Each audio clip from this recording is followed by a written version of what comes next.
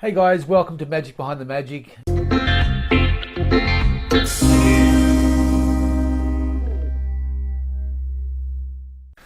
So in the last video, I talked a little bit about AdWords and sort of pointed out the fact that if your website isn't getting you bookings, then using AdWords is not going to help. Basically, all AdWords does is brings more people to your website, but if you're not converting those people into bookings, then it's pretty useless. They're not going to turn into bookings. So on top of that, I figured, yeah, let's start talking about how to actually create a website that does bring you bookings, and basically the whole booking system. So the first part is going to be all about websites. I don't plan to get it all done today, and also just want to say that I'm not an expert in this field by any means. All I can tell you is what I've learned over the time, and how I've gone about building mine. Now, when I first started building websites in the early 90s, it was all fairly new, and I went and learned how to write HTML, and it was all very exciting. But websites have moved a long way since then.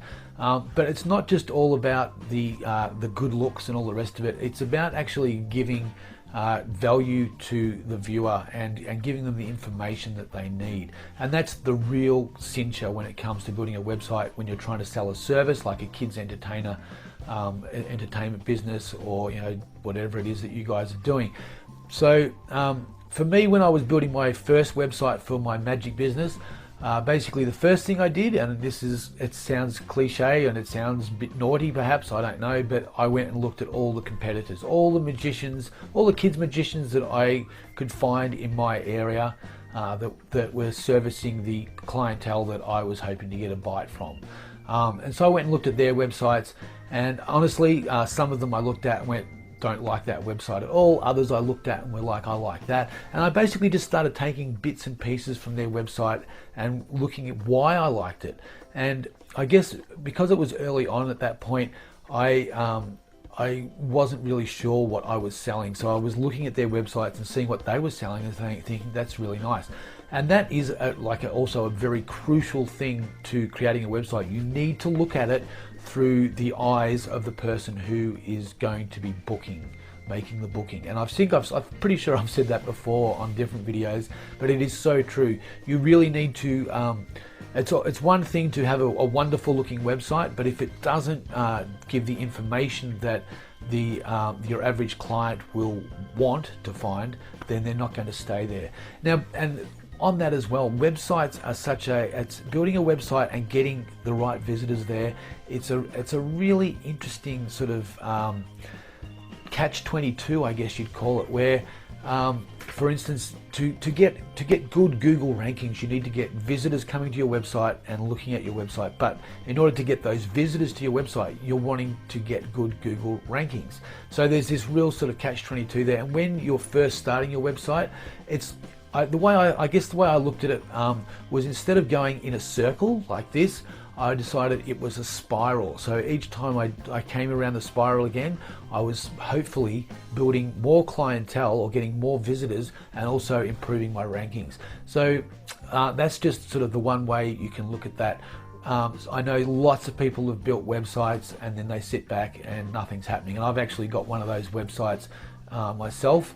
And one of my goals this year is to get that website either working altogether or completely changing it and building something different. But I'm not going to dwell on that right now. For you guys, what I suggest is that the first thing you do is you go and start looking at your competitors' websites. And if you can't find anything that you like about your competitors' websites, then broaden your search and find people who are doing the same thing as you in a further afield, and see what's working for them. Honestly, I think what happens is when you start looking at that, your brain starts to sort of get a new perception of what you could be doing, and that always helps. Now, if you're not big on actually creating your own website, you still need to do this process in order to work out what you want, so that when you go to a web builder, you can say, hey, look, I really like this aspect and all of these guys and all that sort of thing, and you start creating your own vision of what your website needs to look like and what sort of information you want on it. And that's really important. The information that you're supplying is like crucial, so crucial to getting good Google rankings. There are classic examples of some websites that look absolutely terrible, but through whatever means they are getting the right information in front of the right people all the time, and therefore those websites work and Google puts them up nice and high. So there's a simple lesson in that. Your website doesn't have to look brilliant, but it certainly needs to draw your clientele in and make them want to get to know more about you. So that's all I'm going to just let go for this video, but I'm certainly going to add a lot more into this. If you guys have any questions about your websites, please put them in the comments below, and I will try and address them as soon as I can.